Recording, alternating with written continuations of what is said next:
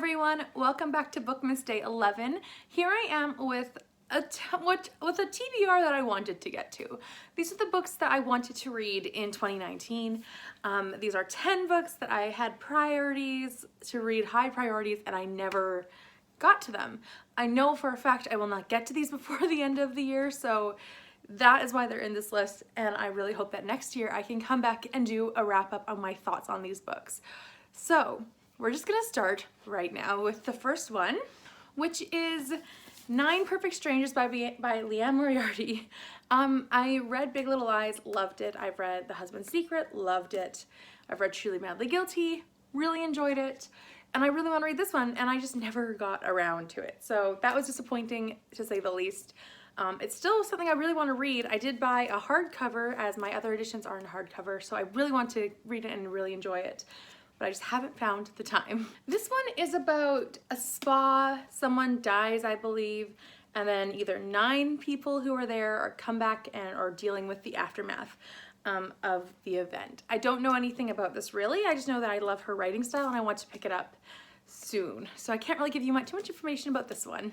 The next one is one that I have had for a little while, and I really do want to read it soon. And every time I say that, I just never get to it.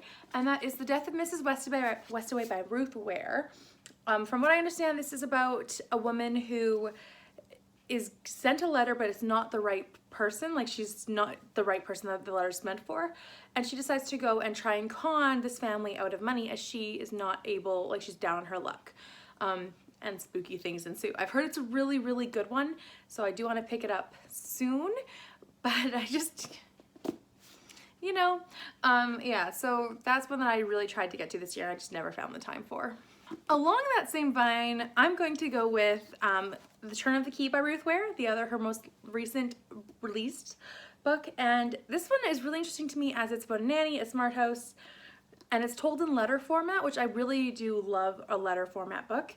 And I've heard it's even better than The Death of Mrs. Westaway, but I couldn't find the time in October, and since then it's been escaping me.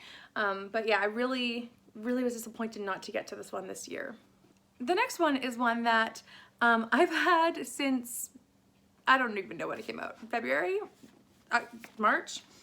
And that's The Huntress by Kate Quinn. I read The Alice Network, loved it, and I heard about this one. It's about the Cold War in North America, I believe.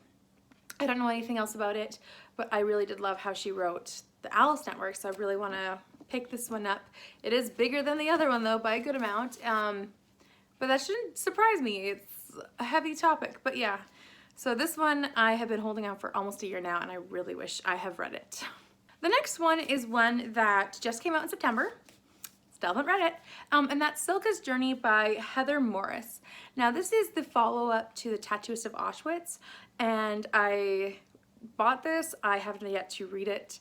And I have heard some conflicting things about The Tattooist of Auschwitz since it's released and since I've read it, but I do really want to pick up this one. I think like stories like these are really interesting. This follows Silka, who she was in Auschwitz, and then after the Russians took over, she was put in a work camp for being a co-conspirator. Now, part of my family heritage is that Mennonites were often in one camp with the Germans and then one camp with the Russians right away.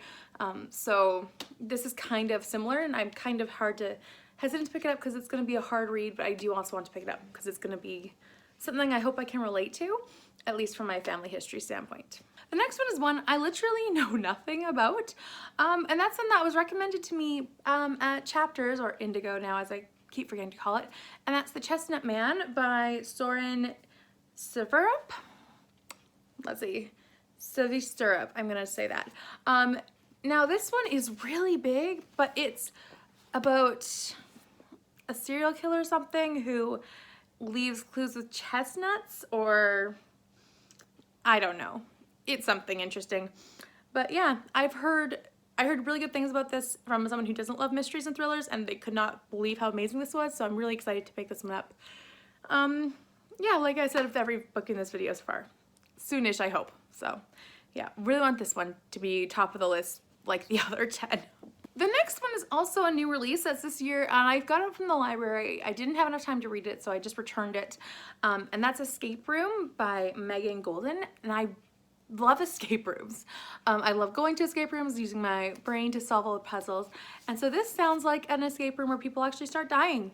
And I am excited to read it. It's a very interesting cover. I love how it looks with the eye and the door. But yeah, so this one is one that I had from the library and bought because I thought I'd want it.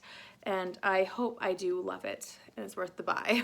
The next one is one that I wanted to read for Jane Austen July, but I couldn't fit into my TBRs, but I was really hoping to get to it. And it's mostly because I know that it's conflicting. And it's Mary B. by Catherine J. Chen. Now, I have heard that this is not a great book. I've heard it's a good book. I've heard very mixed things, and I've also heard from my cousin that she knows the twist, and she knows I will not like the twist. So I really wanted to read it and just try it out for myself. All I know is it follows Mary Bennet. I don't know anything else, and I probably should have known more before I got into it.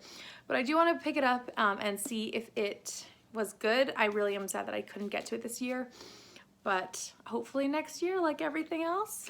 The next one is one that I honestly should have read. Full disclosure, I should have read by now. And that's The Curse of Misty Wayfair by Jamie Jo Wright.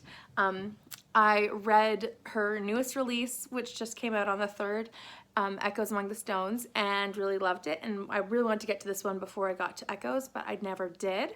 So this one is yet to be read. I wish I could have read it before then, and I still want to read it.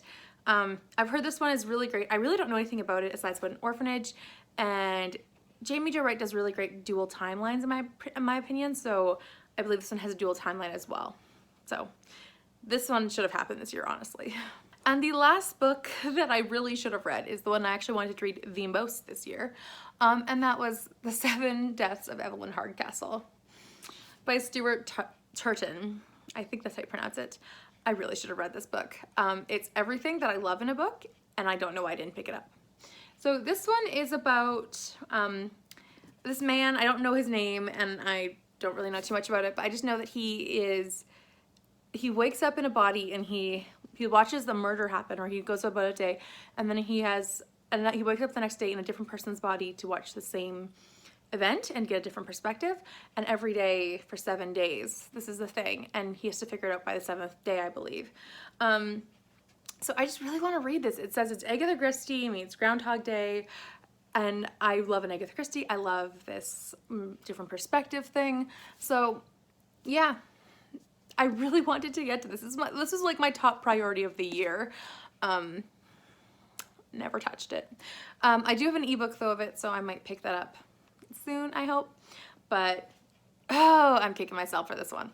So thank you so much for watching. Please leave a comment down below about the book that you meant to get to this year, but you just didn't find the time. I would love to hear your thoughts. Thank you again for watching. Please subscribe if you'd like to, and I'll see you all tomorrow for another day of Bookmas. Bye for now.